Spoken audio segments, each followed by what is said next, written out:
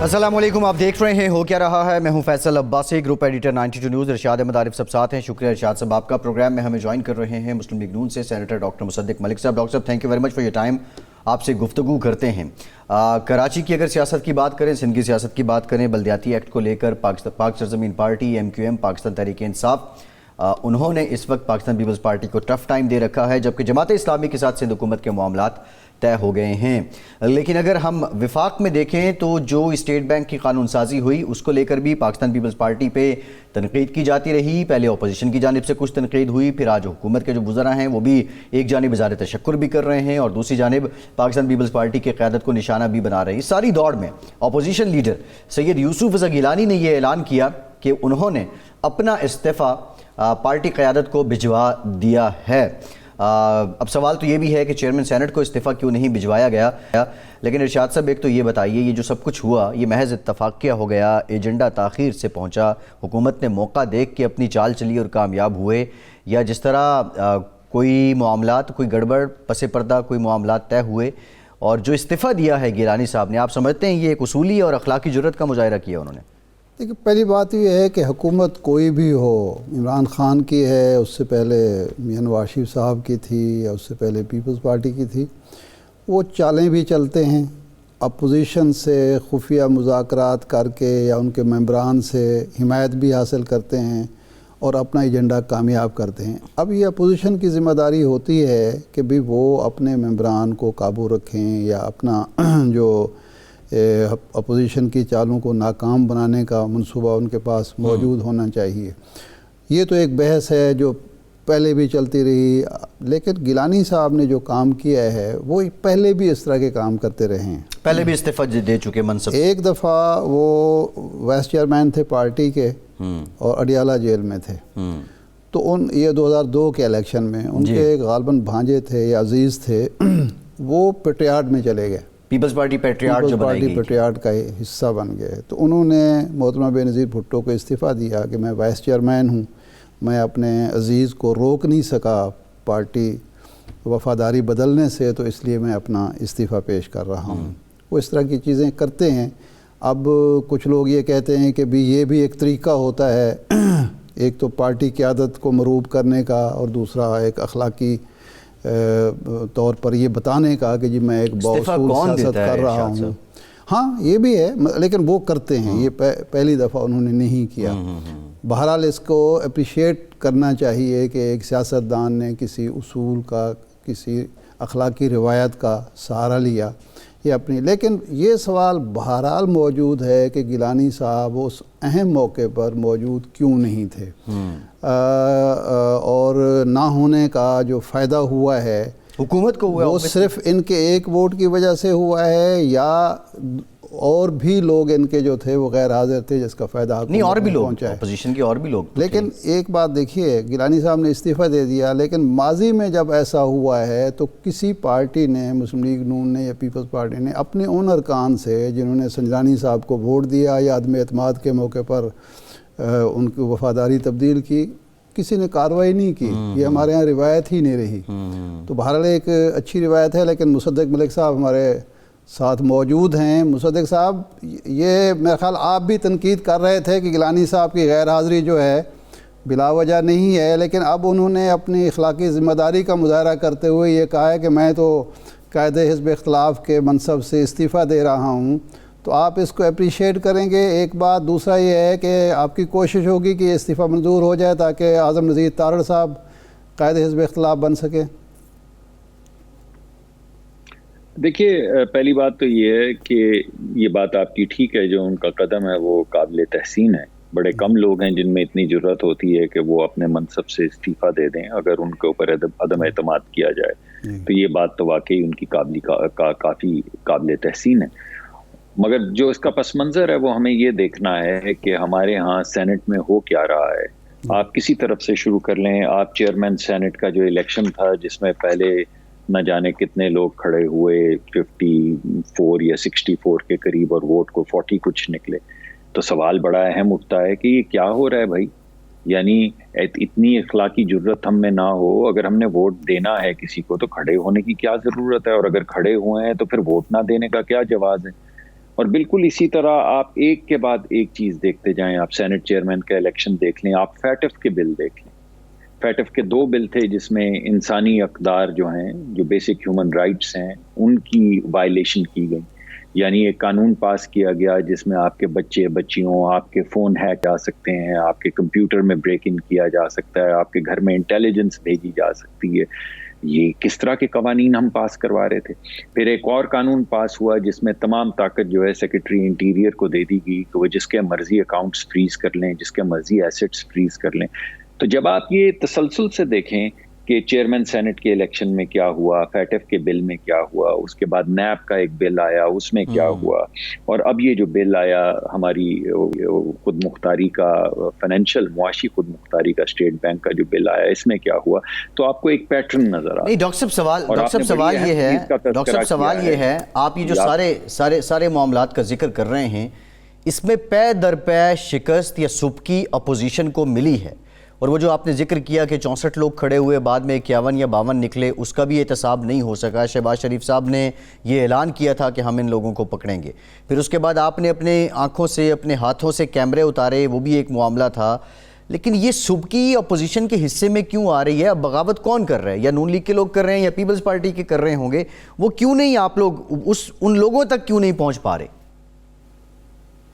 جی دیکھیے نا, جہاں پہ سیکرٹ ووٹ ہوتا ہے وہاں پہ پہنچنا بہت زیادہ مشکل ہو جاتا ہے. مگر کیونکہ آپ کیا کریں, آپ کس کے اوپر الزام لگائیں؟ جب آپ ایک انگلی اس طرح کرتے ہیں تو 3 آپ کی اپنی طرف ہوتی ہیں. جب ایک سیکرٹ ووٹ میں تو آپ کو نہیں پتہ چلتا, مشکل ہو جاتا ہے. مگر یہ ان ووٹس کا میں ذکر کر رہا ہوں چیئرمین سینٹ کے انتخاب کے علاوہ, یہ تو سیکرٹ ووٹ نہیں تھے. تو اس میں آپ کو ایک پیٹرن نظر آئے گا. تو میں آپ کو بھی یہ دعوت دوں گا, اور ہم پہ بھی یہ مقرر ہے کہ ہم پیٹرن سے دیکھیں کہ جب اس طرح کے بلز آتے ہیں تو کیا ہوتا ہے, وہ کون اشخاص ہیں جو ایک پیٹرن کے اندر اس دن ووٹنگ میں نہیں تشریف لا پاتے کسی بھی وجہ سے. اس میں ایسا نہیں ہے کہ لوگوں کی وجوہات جو ہیں وہ صحیح نہیں ہوتی, بعض لوگوں کی وجوہات ہمیشہ صحیح ہوتی ہیں. ابھی بھی کچھ لوگ علیل تھے, اس تکرار میں نہیں جاتا, مگر 7 لوگ تھے جو ہال میں پریزنٹ نہیں تھے. کچھ کی ہوں گی ایسی, وہ کوئی جواز دیں گے جو ویلڈ ہوگا, مگر کم از کم ہمیں یہ تو دیکھنا چاہیے کہ کہیں ایسا تو نہیں کہ وہی کچھ اشخاص جو ہیں وہ ان تمام کرٹیکل ووٹس پہ ایبسنٹ ہوتے ہیں. دوسری بات یہ کہ کیوں ہوتے ہیں, جو سوال آپ نے اٹھایا ہے, تو آپ کو معلوم ہے کیوں ہوتے ہیں. آپ نے دیکھا ہے کیسے نیب کو استعمال کیا جاتا ہے, لوگوں کو ڈرایا جاتا ہے, لوگوں کو بتایا جاتا ہے کہ ان کے اوپر نیب کا کیس ہو جائے گا, یا کوئی انکوائری شروع کر دی جاتی ہے, پھر اس انکوائری کو مکمل نہیں کیا جاتا. تو یہ جو بیچارے لوگ آ جاتے ہیں, یہ ان انکوائریز کے باوجود آتے ہیں.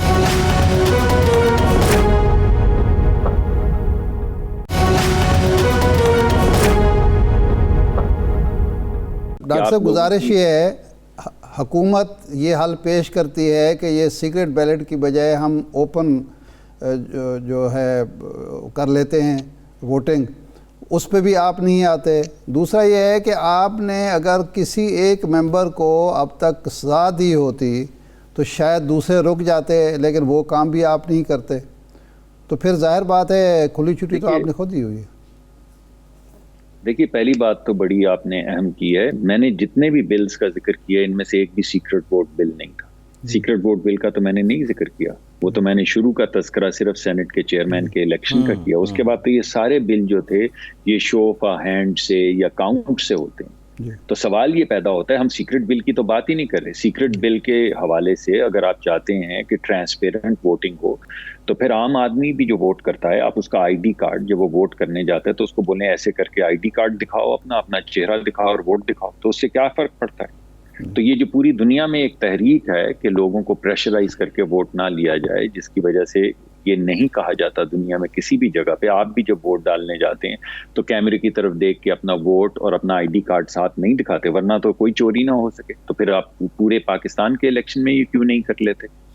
اس وجہ سے نہیں کر لیتے کہ کسی کو دباؤ میں رکھ کے ووٹ نہ ڈلوایا جائے. مگر یہ تو بلز پہ ووٹ ہیں. ڈاکٹر صاحب جو آپ پیٹرن کی بات کر رہے ہیں, جو آپ پیٹرن کی بات کر رہے ہیں, اگر اس پیٹرن کو ہم دیکھیں, ہم ڈاٹس ملائیں, تو کیا نتیجہ کیا نکلتا ہے؟ اپوزیشن کی جو بڑی جماعت ہے سینٹ میں, پیپلز پارٹی, اس نے کوئی اپنا معاملہ طے کر لیا ہے اور وہ حکومت کو دانستہ یا کوئی لے دے کر کے ان کو سپورٹ کر دیتی ہے. پھر نتیجہ یہ نکلتا ہے کہ اگر سیدھی بات کی جائے, دیکھیے مجھے اگر آپ حقیقت میں پوچھیں، کیونکہ میرے تو سارے مجھ سے زیادہ معزز ہیں، ہر ایک سینیٹر جو ہے وہاں پہ موجود وہ مجھ سے زیادہ معزز ہے، اور میں کسی پہ ایسا شک نہیں کر سکتا، نہ کسی جماعت پہ شک کرنا چاہوں گا، لیکن میں یہ ضرور کہوں گا کہ آپ کو اس پیٹرن کے ذریعے نظر آنا شروع ہو جائے گا کہ کون کون وہ اشخاص ہیں جن پہ بوجھ ڈالا جاتا ہے۔ میں نے تو آپ کو بتایا ہے کہ اب جو نئی اس حکومت کی اسٹریٹجی ہے وہ یہ ہے کہ پین جو ہے وہ انڈیویجولز کے اوپر اپروپریٹ کیا جائے، ایک پارٹی پہ اپروپریٹ کرنے کے بجائے 5 10 15 لوگوں کو کسی کو ویڈیو دکھا کے، کسی کو اوپر نیب کا مقدمہ کر کے، کسی کی انکوائری شروع کروا کے انفرادی طور پہ ان کو پین جو ہے ان کو اوپر اپروپریٹ کیا جائے۔ تو نہیں، یہ لیکن ڈاکٹر صاحب ہم تو پچھلے 1-1.5 مہینے سے یہ سن رہے تھے کہ شہباز شریف صاحب نے جو کوششیں کی ہیں، ملاقاتیں کی ہیں، اس کے نتیجے میں آپ کو لیول پلینڈ فیلڈ مل گئی ہے، اب کوئی دباؤ نہیں ہوگا، کوئی فون نہیں آئے گا، اور شاید حالات اتنے سازگار ہو جائیں کہ آپ حکومت بھی بنا لیں۔ لیکن آپ یہ سنا رہے ہیں کہ ہر ووٹنگ جب ہوتی ہے تو آپ کے ممبران ہی شکار ہو جاتے ہیں دباؤ کا، پھر دباؤ آ جاتا ہے۔ دیکھیے دو چیزیں ہیں جی، 2 چیزیں ہیں۔ ایک تو وہ ہے جس کا آپ ذکر کر رہے ہیں، جو آپ کہہ رہے ہیں کہ ہو سکتا ہے آپ کے اوپر سے دباؤ ہٹ گیا ہو، لیکن دوسرا تو نیب کا ہے نا، نیب کا جو ٹرمپ کارڈ ہے، یہ جو ویڈیوز ہیں جو انڈیویجول پین اپروپریٹ کر رہی ہے، وہ ضروری تو نہیں کہ کوئی ایک ہی شخص کر رہا ہو، وہ تو حکومت پوری کر سکتی ہے نا۔ حکومت کے ادارے ہیں، FIA کو استعمال کیا جاتا ہے۔ آپ نے دیکھا کس طرح پہلے پرائم منسٹر صاحب نے کہا کہ میں اس کو موت کی کال کوٹری میں ڈالوں گا، اور پھر آپ نے دیکھا کیسے رانا صاحب کی گاڑی میں سے 25-30 کلو ہیروئن ڈال کے نکال دی گئی، اور پھر ان کو موت کی کال کوٹری میں ڈال دیا گیا۔ تو یہ وزیر اعظم کو پہلے سے تو نہیں پتہ چل سکتا تھا کہ رانا صاحب کو موت کی کال کوٹری میں کیسے لے کر جانا ہے۔ تو جب اس طرح کے انفرادی بوجھ آپ لوگوں پہ ڈالتے ہیں، اور یہ آپ کو یہ بھی معلوم ہے کہ اتنی ہیروئن گاڑی میں اگر ڈال دی جائے کسی کی تو اس کی سزا موت ہے، تو بڑے کم لوگ ہیں جو رانا صاحب کی طرح سے بھی پھر تو یہ 23 مارچ کا جو آپ لانگ مارچ کر رہے ہیں، وہ بھی آپ کے کچھ لوگوں پر دباؤ آئے گا اور وہ گھروں میں بیٹھ جائیں گے، یہ بھی ناکام ہی سمجھیں۔ ہمیں تو آپ تبدیلی کی خوشخبری سنا رہے ہیں۔ جی دیکھیے 23 مارچ کی جب آپ انفرادی طور پہ بوجھ آپ عوام پہ تو نہیں ڈال سکتے نا۔ جب 30 40 50 ہزار کی تعداد میں عوام باہر آ جائے تو آپ کیا کریں گے؟ ہر ایک کے گھر جائیں گے، ہر ایک پہ نیب کی انکوائری کھولیں گے، 50,000 انکوائریز کھولیں گے۔ نہیں، جو نکالنے والے ہوتے ہیں لیڈر، جو نکالنے والے لیڈر ہیں، ان پر دباؤ آ جائے گا۔ آپ کے سامنے جی میں آپ کو 2 بوجھ ہوتے ہیں نا۔ ایک بوجھ وہ ہوتا ہے جو آپ لیڈر پہ ڈالتے ہیں نیب کے ذریعے، دوسرا بوجھ وہ ہوتا ہے جو عوام لیڈر پہ ڈالتے ہیں ووٹ کے ذریعے۔ اس وقت جس طرح کی بھوک اور ننگ پھیلی ہوئی ہے، جس طرح کی بے روزگاری ہے، اور جو ابھی آج سروے بھی آیا ہے جس میں لوگ بتا رہے ہیں کہ ان کی معاشی حالت کیا ہے، اس کے بعد آپ کو پتہ چل جانا چاہیے کہ یہ بوجھ ایک طرف سے تو نیب کا بوجھ ہے، دوسری طرف سے عوام کا بوجھ ہے۔ اور جب آپ عوام کو کہتے ہیں کہ آئیے اپنے مقدمے کے لیے آپ بھی باہر تشریف لائیے اور ہم بھی حاضر ہیں، تو ہو سکتا ہے 1-2 لوگ وہ بوجھ نہ اٹھا سکیں، لیکن 50,000 لوگ یا لاکھوں لوگوں کا بوجھ جو ہے انہیں کون روکے؟ ڈاکٹر صاحب، اسی وجہ سے پارلیمان کے اندر بھی ہم جنگ کرتے ہیں، تنقید کرتے ہیں، اور اسی وجہ سے پارلیمان کے باہر بھی حکومت اگر یہ ہتھ کنڈے نہ کرے۔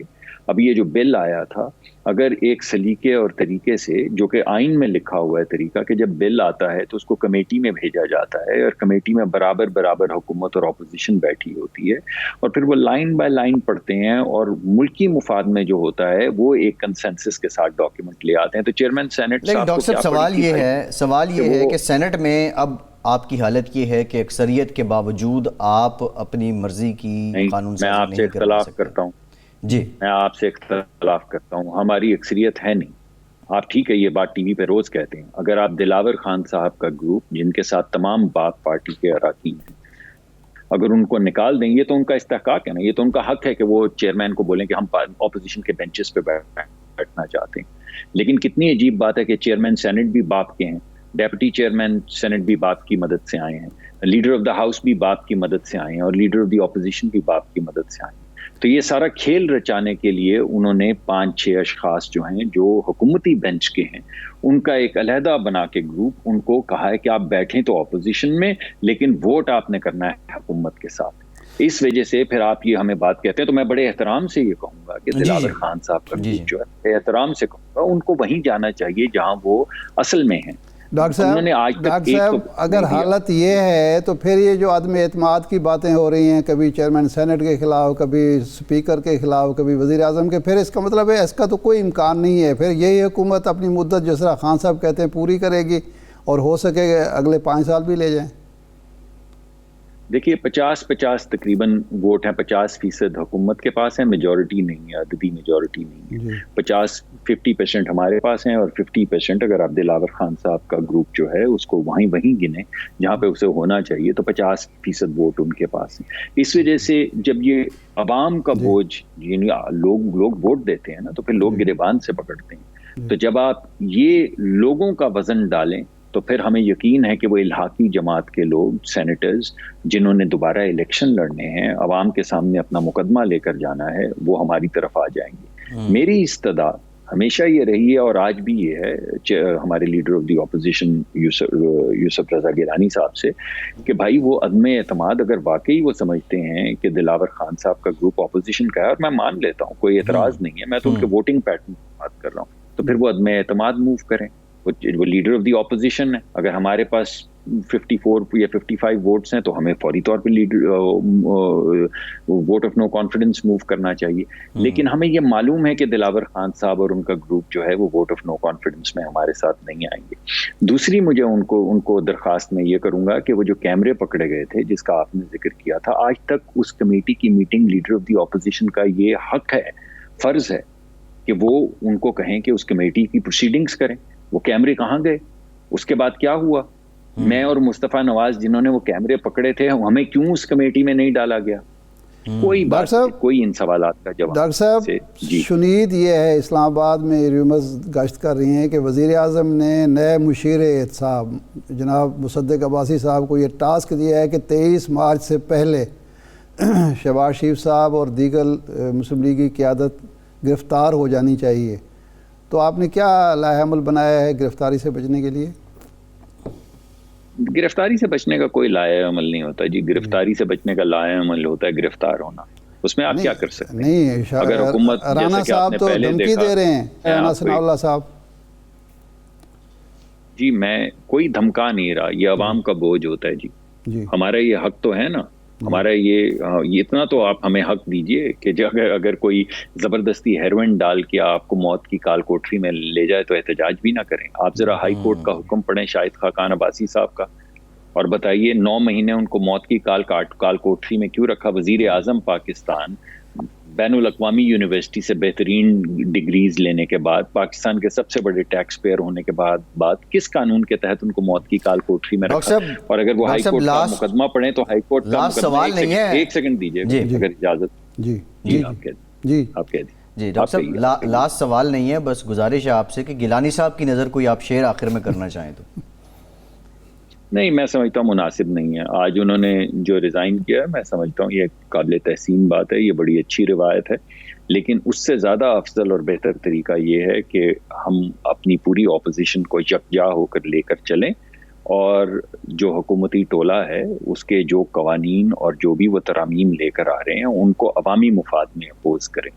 اور دلاور خان صاحب کا جو گروپ ہے احتراماً میں کہوں گا دوبارہ، اگرچہ انہوں نے سپورٹ کی تھی الیکشن میں، لیکن میرا خیال ہے دلاور خان صاحب کے لیے بھی درخواست ہوگی، وہ میرے بھائی ہیں، ان کو وہ بیٹھنا بھی چاہیں تو بے شک اپوزیشن بینچز میں بیٹھیں، لیکن نہ آپ کو اور نہ ہمیں انہیں کاؤنٹ کرنا چاہیے اپوزیشن میں، کیونکہ وہ اپوزیشن میں ہے نہیں۔ ٹھیک ہے، بہت شکریہ ڈاکٹر مصدق ملک صاحب، آپ کے وقت مغنون کے سینئر رہنما ہمارے ساتھ موجود تھے۔ ایک بریک لیتے ہیں اور بریک کے بعد کچھ بات کریں گے کراچی کی، کراچی میں چل کیا رہا ہے، ہمارے ساتھ رہیے۔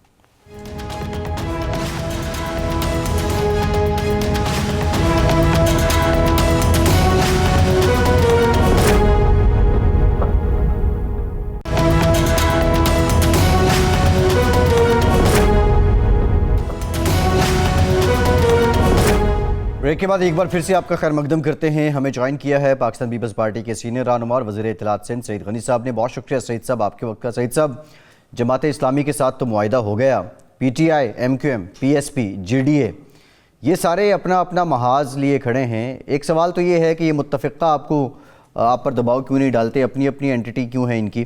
اور دوسرا یہ ہے کہ کیا ان سے بھی مذاکرات ہو رہے ہیں، اور جو جماعت اسلامی سے معاہدہ ہوا ہے اس کی کیا ہیں نکات، کیا ہیں شرائط، کیا ہیں؟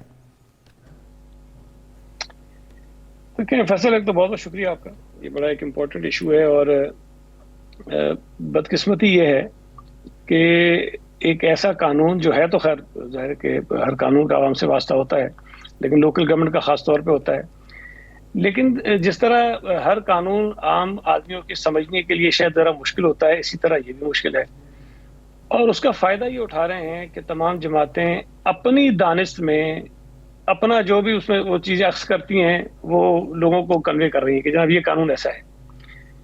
میں پہلے بھی کہتا رہا اور یہ چیز میں اب بھی کہتا ہوں کہ 2013 کا جو قانون تھا اس میں اچھائیاں برائیاں جو بھی ہیں وہ ایک طرف رکھیں، لیکن اس مرتبہ جو ہم نے تھوڑی بہت اس میں ترامیم کی تھیں، ان ترامیم کے نتیجے میں وہ قانون مزید بہتر ہوا ہے، سوائے دو چیزوں کے جس پر شاید کسی حد تک تنقید جائز تھی اور وہ ہم نے وڈرا بھی کر لی۔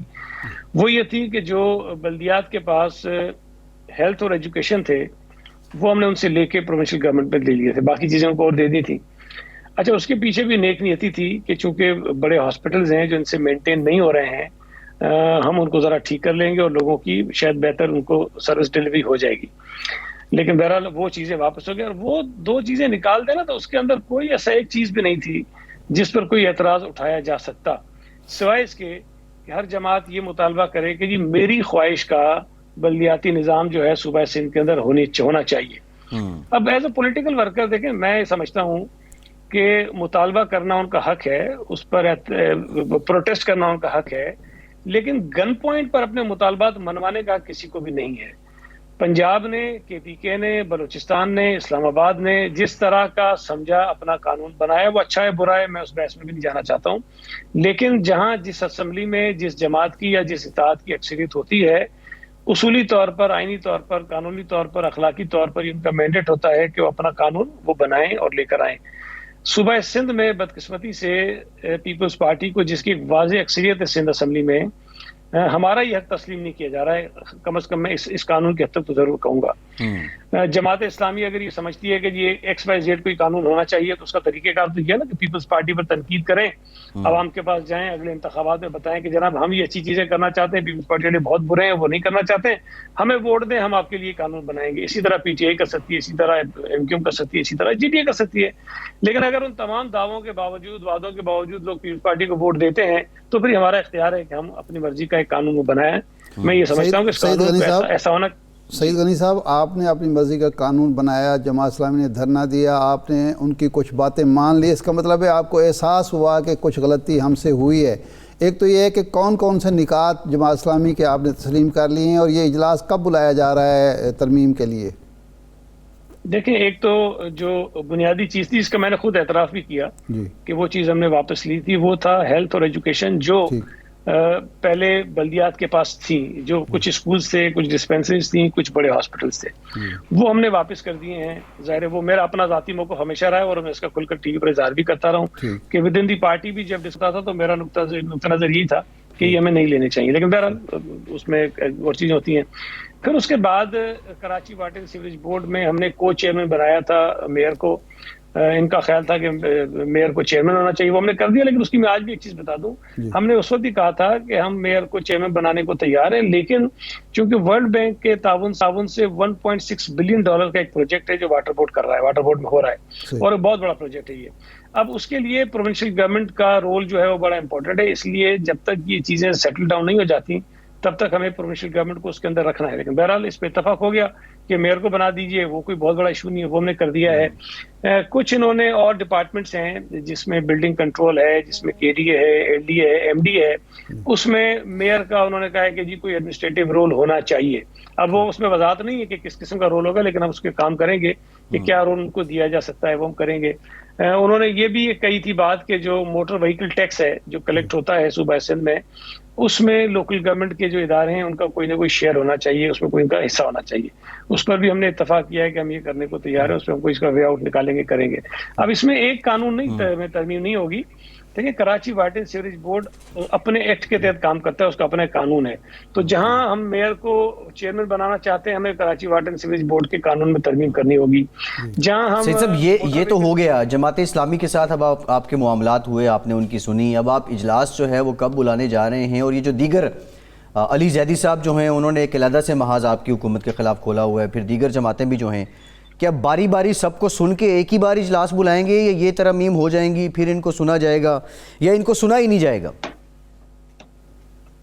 نہیں، سن تو لیں گے ہم، پی ایس پی سے بھی بات کر رہے ہیں. دیکھیں میں پھر کہہ رہا ہوں، اور یہ بات ہم نے بار بار کہی ہے، کوئی شخص کوئی ایک ہمارا کلپ کسی کا بتا دے، میں نے اتنی پریس کانفرنس کی ہیں، ناصر شاہ نے کی ہیں، مرزا وہاب نے کی ہیں، چیف منسٹر صاحب نے کی ہیں، کسی ایک شخص نے یہ نہیں کہا کہ ہم قانون میں ترمیم کرنے کے لیے راضی نہیں ہیں، اس کو بہتر کرنے کو تیار نہیں ہیں. ہمیشہ یہ کہتے تھے کہ بیٹھ کے بات کریں، کچھ چیزیں ایسی ہیں جو قابل عمل ہوں گی، ہم ضرور کر لیں گے، اور وہ ہم آج بھی کہہ رہے ہیں. ایک بات میں نے بار بار کہی، میں دوبارہ دہرا رہا ہوں کہ اگر کوئی یہ سمجھتا ہے کہ 2001 والا قانون آ جائے گا تو وہ نہیں آئے گا، چاہے ساری زندگی احتجاج کرتے رہے، اس لیے کہ وہ کسی صوبے میں نہیں ہے، وہ اسلام آباد میں نہیں ہے. تو ہم پر گن پوائنٹ پہ آپ کوئی بندوق رکھ کے ہم پہ مسلط نہیں کروا سکتے ہیں قانون، وہ نہیں آنے والا. یہ قانون ہے، اس کے اندر بہتری کی گنجائش ہے، آپ نے کچھ چیزیں بہتر کر لی ہیں، مزید بھی اگر کوئی تجویز اور اچھی آ جاتی ہے جس سے اس قانون میں بہتری ہو سکتی ہے، تو چاہے وہ پی ٹی آئی کی طرف سے آئے، چاہے وہ ایم کیو ایم کی طرف سے آئے، چاہے وہ جی ڈی اے کی طرف سے آئے، چاہے وہ پی ایس پی کی طرف سے آئے، ہم اس کو کنسیڈر کرنے کو تیار ہیں. لیکن جو علی زیدی کی بات آپ کر رہے ہیں نا، دیکھیں یہ معاف کیجیے گا، پتہ نہیں آپ کا ان کے متعلق کیا خیال ہے، میں ان کو بالکل نان اینٹی سمجھتا ہوں، پی ٹی آئی کا کوئی کردار نہیں. اور علی زیدی صاحب ماشاءاللہ میں بڑا خوش ہوا جب ان کو صوبہ سندھ کا صدر بنایا، اس لیے کہ جو تھوڑی بہت پی ٹی آئی رہ گئی ہے یہ اس کی بھی کسر نکال دیں گے، اس کو دفن کر دیں گے. تو ان کے اندر جتنی سیاسی صلاحیت ہے، جتنی سیاسی سمجھ بوجھ ہے، وہ ان کو قریب سے جانے والے لوگ جانتے ہیں. ہم کیونکہ ان کو دیکھ رہے ہیں قریب سے، میرے حلقے سے وہ ایم این اے ہیں، میں جہاں سے ایم پی ہوں، تو مجھے اندازہ ہے ان کے اندر کتنی صلاحیتیں ہیں. اب آپ اس بات سے اندازہ لگائیے کہ اگر پیپلز پارٹی نے وہ 1 مہینہ پہلے اعلان کیا کہ ہم کراچی سے مارچ لے کے اسلام آباد جائیں گے، تو اب وہ کہنے لگے 27 کو ہم گھوٹکی سے مارچ نکالیں گے. اچھا بھائی نکال لیجئے. پھر کل انہوں نے فرما دیا کہ ہم 26 کو نکالیں گے، بھائی نکال دیجئے. پی ٹی آئی نے اب جو اعلان کیا کہ ہم مارچ نکالیں گے، تو سوائے اس کے آپ کو کوئی اور سبب اس کا نظر نہیں آتا کہ وہ پیپلز پارٹی کا جو مارچ ہونا ہے کراچی سے اسلام آباد کی طرف، اس کے لیے ایسی صورتحال پیدا کریں گے، خدا نخواستہ کوئی لڑائی ہو جائے، کلیش ہو جائے، لوگ آپس میں الجھ پڑیں.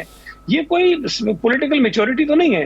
اگر اس طرح سے یہ لوگ کہیں جلوس نکالتے اور ہم اعلان کر دیں کہ جی ہم ان کے راستے میں آ کر کھڑے ہو جائیں گے، تو یہ کوئی اچھا میسج تو نہیں جاتا نا. تو اس سے آپ کو پولیٹیکل انمیچورٹی جو ہے وہ ظاہر ہوتی ہے، سعید غنی صاحب ظاہر ہوتی ہے. سعید غنی صاحب پارٹی کے ماسے اس وقت آپ کی پارٹی کے اندر ایک عجیب و غریب کیفیت ہے. یوسف رضا گیلانی صاحب اس دن ووٹنگ کے لیے جمعہ کے روز نہیں پہنچ سکے سینٹ میں. مسلم لیگ نون نے تو خیر تنقید کرنی تھی، حکومت نے خوشی سے شادیاں نہیں بجائے. آپ کے اپنے کچھ دوستوں نے، سلیم مانڈوی والے صاحب نے کہا کہ جی کوئی تو وجہ ہے کہ گیلانی صاحب وہاں نہیں پہنچے. تو آپ کو واقعی شک ہے گیلانی صاحب نے جان بوجھ کر ایسا کیا، حکومت کو واک اوور دیا؟ نہیں صاحب، مجھے تو دیکھیں بالکل شک نہیں ہے. دیکھیں ایک تو بنیادی طور پر جو 2 چیزیں ہیں جو شاید مس کر جاتے ہیں، جو ہمارے لوگ تنقید کرتے ہیں. ایک تو یہ کہ حکومت نے بہت رات دیر گئے جا کر آؤٹ آف دا ڈے جو ہے جاری کیا، جس میں بتایا کہ کل کے اجلاس کے اندر کیا کیا آئٹم جو ہے وہ ایجنڈے پہ ہوں گے، اور اس سے حکومت کی بددیانتی بڑی واضح ہوتی ہے. اور انہوں نے ظاہر ہے کہ اپنے ممبرز کو پہلے انفارم کر دیا ہوگا کہ وہ یقیناً اپنی جو ہے وہ موجودگی اسلام آباد میں رکھیں، وہ وہاں پہ تھے. اچھا، پیپلز پارٹی کے 2 ارکان نہیں تھے، ایک یوسف رضا گیلانی صاحب، ایک سکندر مہندرو صاحب. مہندرو صاحب کی طبیعت ٹھیک نہیں ہے اور یہ سب کو پتا ہے کہ وہ زیر علاج ہیں، وہ نہیں آ سکتے تھے. یوسف رضا گیلانی صاحب نے جو وجہ بتائی ہے، مجھے تو اس کے اندر وزن محسوس ہوتا ہے کہ وہ ملتان میں تھے، اور ملتان رات ان کو دیر گئے، پتہ چلا وہ شاید وہاں سے موو نہیں کر سکتے تھے. مجھے نہیں پتا اس وقت وہاں فوگ کی کیا سچویشن ہے، یا راستے میں ٹریول کر سکتے ہیں کہ نہیں کر سکتے ہیں، فلائٹ یقیناً نہیں ہوتی، شدید فوگ تھی تو وہ نہیں آ سکے. لیکن دوسری طرف لیکن دیکھیں دوسری طرف جو اہم بات جس کا لوگ تذکرہ نہیں کرتے ہیں کہ جو پی ڈی ایم کی جماعتیں ہیں، ان کے کوئی 6 کے قریب شاید یا 7 کے قریب سینیٹرز نہیں تھے. تو سوال تو ان سے بھی اٹھایا جانا چاہیے. چلیں ایک گیلانی صاحب for the sake of the argument مان لوں کہ جان بوجھ کر نہیں آئے اور ان کی چلے یہ مقصد تھا کہ وہ پاس ہو جائے، لیکن وہ جو 6 سینیٹرز اور نہیں تھے، ان کا کیا مقصد تھا، وہ کیوں نہیں آئے؟ ہم تو چلے ہمارے اوپر تو شک کیا جاتا ہے کہ ہم نے کوئی شاید ڈیل کر لی، کوئی راستہ نکال لیا، لیکن انہوں نے کیا راستہ نکالا تھا جو نہیں آئے تھے؟ اس میں سعید غنی صاحب کے پارٹی لوگ نہیں تھے، شاید سعید غنی صاحب نہیں تھے، پی ایم ایل این کے نہیں تھے. سعید غنی صاحب، اگر ڈسکا میں پریزائڈنگ آفیسر پولنگ کا عملہ دھند کی وجہ سے نہ پہنچ سکے تو آپ تنقید کرتے ہیں کہ یہ جان بوجھ کر کیا گیا. آپ کے لیڈر دھند کی وجہ سے نہ پہنچ سکے تو پھر تنقید کا حق بھی نہیں ہے ان کو؟ نہیں، میں نے یہ نہیں کہا. دیکھیں پہلی بات تو یہ کہ ڈسکا اور اس کا کوئی کمپیریزن نہیں ہے. ڈسکا کی صورتحال مختلف تھی. ڈسکا میں ان لوگوں کو اپنا رزلٹ کمپائل کر کے وہاں آنا تھا وہ مس ہوئے, اور وہ ٹریس ہونے کے بعد پتہ چلے کہ وہ کہاں تھے. الیکشن کمیشن نے اپنی پوری رپورٹ جاری کر دی کہ ان لوگوں نے کیا کیا تھا, کون کون ان کو لے کر گیا تھا, وہ بھی ساری چیزیں سامنے ہیں. تو میرا خیال ہے کہ ڈسکا اور اس کا گیلانی صاحب کا نہ آنا جو ہے کسی بھی طرح آپس میں ان کو آپ میچ نہیں کر سکتے, وہ الگ الگ ایشوز ہیں. اچھا, اب یہ انہوں نے استعفیٰ دے دیا ہے اپنے منصب سے, تو پارٹی کا متفق کا فیصلہ یہی ہوگا کہ واپس لیں یا ریجیکٹ کر دیا جائے گا استعفیٰ؟ دیکھیں, یہ تو شاید میں نہیں اس پہ کمنٹ کر سکتا کہ پارٹی لیڈرشپ اس پہ کیا فیصلہ کرتی ہے, لیکن میں یہ سمجھتا ہوں کہ گیلانی صاحب نے گریس شو کیا ہے, اور انہوں نے جب یہ محسوس کیا کہ ان کے اوپر تنقید ہو رہی ہے تو ایک سیاسی لیڈر کے لیے جو کسی عہدے پر فائز ہوں اور ان کے اوپر تنقید ہو, تو ایک گریسفل طریقہ یہ ہوتا ہے کہ وہ پارٹی لیڈرشپ کو اپنا ریزگنیشن دے دیتے ہیں کہ جناب میں یہ دے رہا ہوں اور اب ان کی مرضی ہے کہ اس کو ایکسیپٹ کرتے ہیں. مصطفیٰ کمال صاحب سے یا پی ایس پی سے جو آپ کے مذاکرات ہو رہے ہیں وہ آج کل میں کامیاب ہو جائیں گے, آپ کا کیا اندازہ؟ تو یہ کہنا تو ذرا مشکل ہے کہ آج ہوں گے کل کامیاب ہو جائیں گے, لیکن مذاکرات ہو رہے ہیں, رابطے ہیں. اور میں پھر کہہ رہا ہوں کہ اگر ان کی بھی کوئی چیزیں ایسی ہوئیں, کوئی تجاویز ایسی آئیں جو بہتر ہوئیں اور وہ نظام کو بہتر کر سکتی ہے, تو ہم ماننے میں 1 منٹ بھی لگائیں گے اور ہم خامخواہ اس پر نیسیسری ڈیلے نہیں کریں گے. ٹھیک, بہت شکریہ وزیر اطلاعات سندھ سعید غنی صاحب. آپ کے وقت کا ایک بریک, اور بریک کے بعد یہ یوسف رضا گیلانی صاحب والے معاملے پہ بھی بات کریں گے, اور وزیر اعظم کے دورہ چین پہ بھی پاکستان کے وزیر خارجہ شاہ محمود قریشی ہمیں جوائن کریں گے. ہمارے ساتھ رہیے.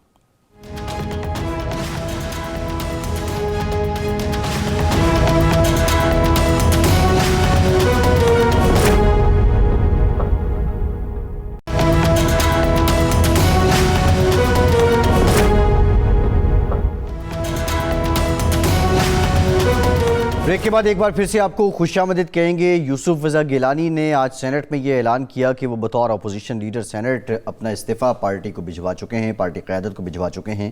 سوال تو یہ بھی ہے کہ اگر انہوں نے اس منصب سے استعفیٰ دینا ہے تو وہ چیئرمین سینٹ کو کیوں نہیں پیش کیا گیا. بہرحال حکومت نے بھی اس پہ رد عمل دیا ہے. ارشاد صاحب, شاہ محمود قریشی صاحب پاکستان کے وزیر خارجہ ہمیں جوائن کر چکے ہیں. السلام علیکم مخدوم صاحب.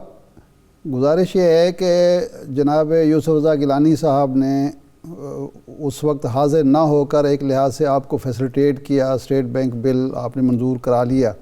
پہلا سوال تو یہ ہے کہ اس فیسلیٹیشن کے اور اس تعاون کے بدلے میں ان کو کیا ملا.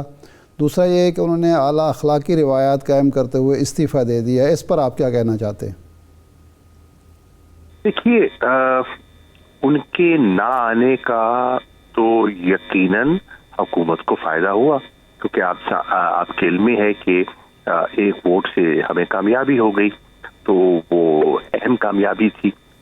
اب انہوں نے آج یہ سینٹ میں بیان دیا ہے کہ ان کو حیرانی ہوئی ہے اپنی جماعت پر کہ وہ خاموش ہے, یعنی کہ ان کے جو بیانات ہیں اس پر جماعت مطمئن دکھائی نہیں دے رہی. یعنی کہ در پردہ وہ کہہ رہی ہیں کہ مجھ پر عدم اعتماد کر رہی ہے جماعت, تو میں نے اپنا استعفیٰ پیش کر دیا ہے. دیکھیے, اگر استعفیٰ پیش کرنے میں وہ سنجیدہ ہیں تو پھر استعفیٰ پیش کرتے ہیں وہ چیئرمین سینٹ کو.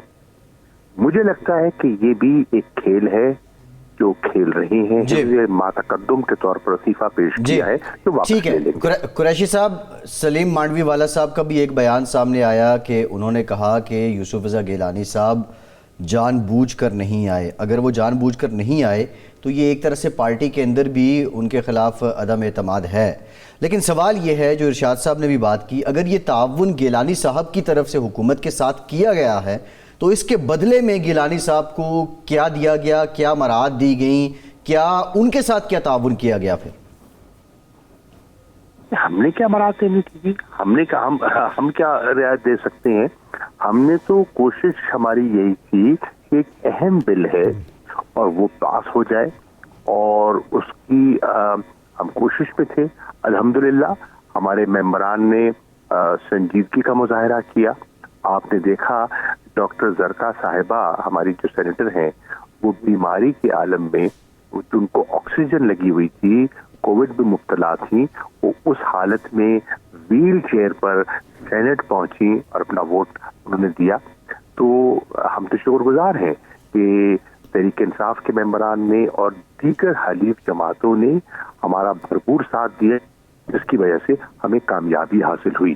اب ایک طرف اپوزیشن کہہ رہی ہے اس بل کی اہمیت کے بارے میں، بلاول بھٹو زرداری نے بھی بیانات دیے ہیں، اور پھر قائد حزب اختلاف خود لوگوں کو دعوت دے رہے ہیں کہ آئیے ووٹنگ کے لیے، اور خود غیر حاضر ہو جاتے ہیں. تو یہ کچھ معاملات کچھ درست دکھائی نہیں دیتے. جن کو فون کر کے بلاتے ہیں وہ آ کے حکومتی بینچز کو ووٹ دیتے ہیں. ہم ان کے بھی شکر گزار ہیں کہ انہوں نے ہر دباؤ سے بالاتر ہو کر ملک کی مفاد میں ایک فیصلہ کیا، اس کے ہم شکر گزار ہیں. اب یہ ان کی جماعت کا فیصلہ ہے کہ وہ استعفیٰ قبول کرتے ہیں نہیں کرتے.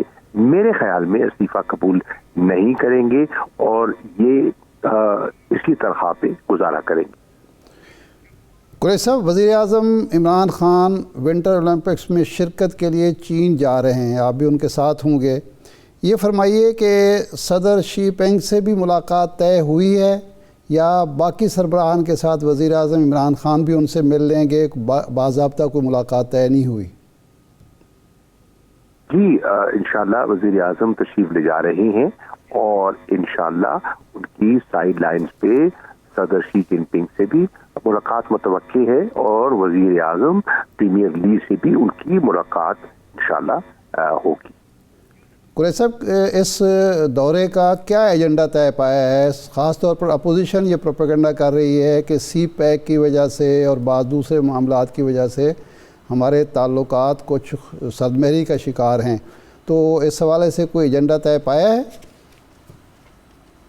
تنقید کرتی ہے اور یہ اپوزیشن کا حق ہے اور ہم سنتے رہتے ہیں، لیکن میں عرض کرتا چلوں کہ جو ایجنڈا ہے بڑا واضح ہے، بڑا وسیع ایجنڈا ہے، جس میں دو طرفہ تعلقات ہیں، ہمارے جو اکنامک انٹیگریشن ہے، بائیلیٹرل ٹریڈ کو ہم نے وسعت کیسے دینی ہے، مزید پاکستان میں چائنیز انویسٹمنٹ کو ہم نے کیسے اٹریکٹ کرنا ہے، افغانستان کی صورتحال پر ہم نے کس طرح وہاں کا امن اور استحکام جو ہے اس پہ آگے کیسے بڑھنا ہے، ہیومینیٹیرین اسسٹنس کے لیے ہم کیا کر سکتے ہیں، جو اس ریجن کے معاملات ہیں، جو مقبوضہ کشمیر میں صورتحال ہے تیزی سے بگڑ رہی ہے، آئے دن وہاں جو انسانی حقوق کو پامال کیا جا رہا ہے، فیک انکاؤنٹرز میں مظلوم لوگوں کو شہید کیا جا رہا ہے، اور بہت سے ہمارے ریجنل اور اکنامک ایشوز ہیں جن پر تبادلہ خیال ہوگا.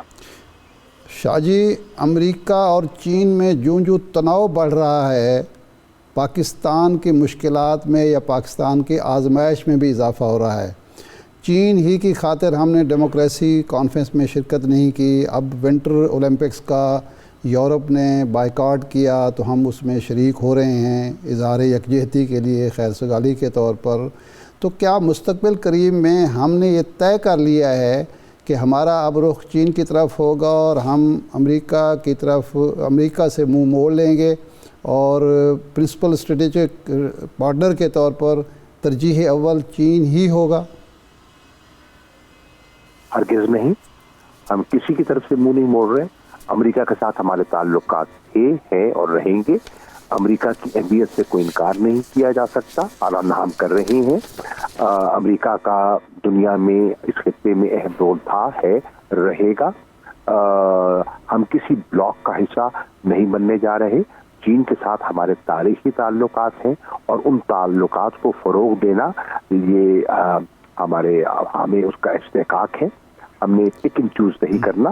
ہمارے سب کے ساتھ اچھے تعلقات ہیں اور ہم اسی راستے پر گامزن رہنا چاہیں گے. بھارت امریکہ کا اسٹریٹجک پارٹنر بن چکا ہے.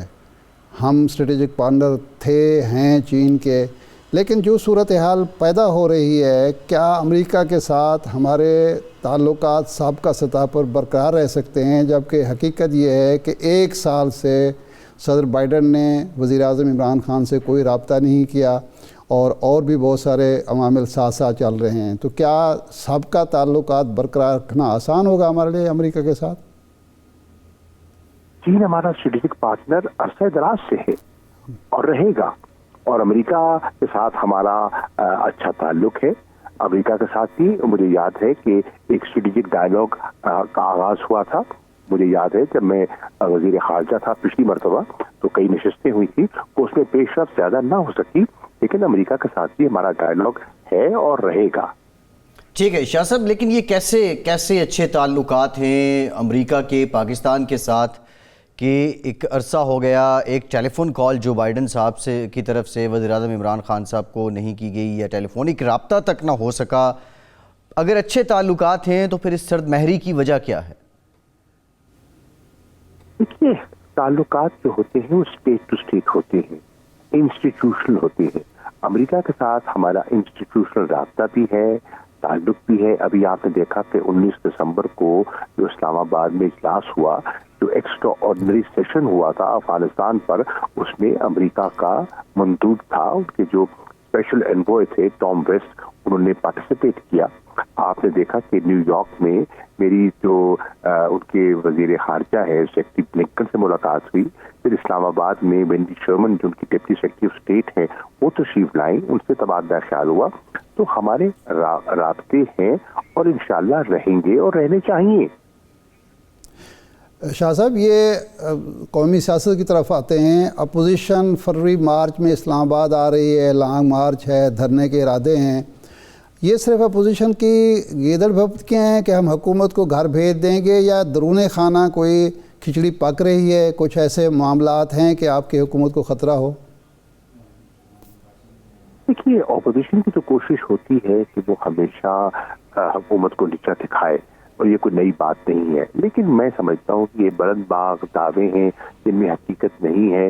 انشاءاللہ حکومت اپنا ٹینیور پورا کرے گی، اور انشاءاللہ ہماری کوشش ہوگی کہ ہم ملک کو معاشی طور پر مستحکم کریں، مہنگائی کو کنٹرول کریں، اور اپنے ریکارڈ کی بنیاد پر عوام کے سامنے جائیں 2023 میں، اور پھر عوام کے فیصلے کی منتظر ٹھہریں۔ بہت شکریہ وزیر خارجہ پاکستان محمود قریشی صاحب، آپ کے وقت کا ارشاد سے پروگرام کا ٹائم ختم ہو گیا، آپ کا بھی شکریہ، اجازت دیجیے۔